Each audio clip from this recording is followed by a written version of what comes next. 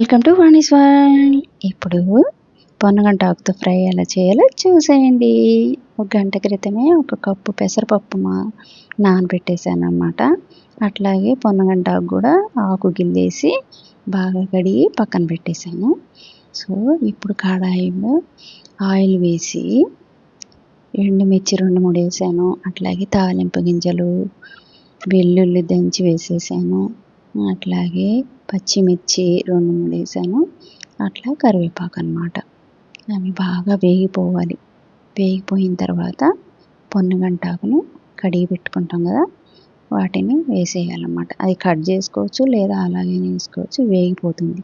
కాకపోతే అవి కోసుకునేటప్పుడు చూడండి, అవి విషపూరితమైన గడ్డి కూడా ఇలాగే ఉంటుందంట, కలిసిపోయి చూసి ఏరి కట్ చేసుకోవాలి అన్నమాట. సో ఇప్పుడు మూత పెట్టి కొంచెం దగ్గర పడాలి. దగ్గర పడగానే కొంచెం కలుపుతూ ఉప్పు, కారం, పసుపు, నానబెట్టుకున్నాం కదా పెసరపప్పు, అది కూడా ఇప్పుడే వేసేసుకోవాలన్నమాట. వేసుకొని కలుపుతూ మూత పెడుతూ వేయించేయాలి. లేకపోతే మాడిపోతుంది. దగ్గరే ఉండి వేయిస్తూ ఉండాలన్నమాట, పొడి పొడిలాడేలా. నేను క్రిస్పీగానే చేస్తాను కనుక వాటర్ చుక్క కూడా వేయలేదు, ఇంకేమీ వేయను కూడా. సో ఇది ప్రతి వారం పిల్లలకి 2-3 సార్లు అయినా పెడితే కంటి దోషాలు రాకుండా చాలా చాలా మంచిదంట. కంపల్సరీ వారానికి ప్రతిరోజు కాకపోయినా ఒక 2-3 సార్లు కంపల్సరీ మర్చిపోకుండా పిల్లలకి పెట్టండి.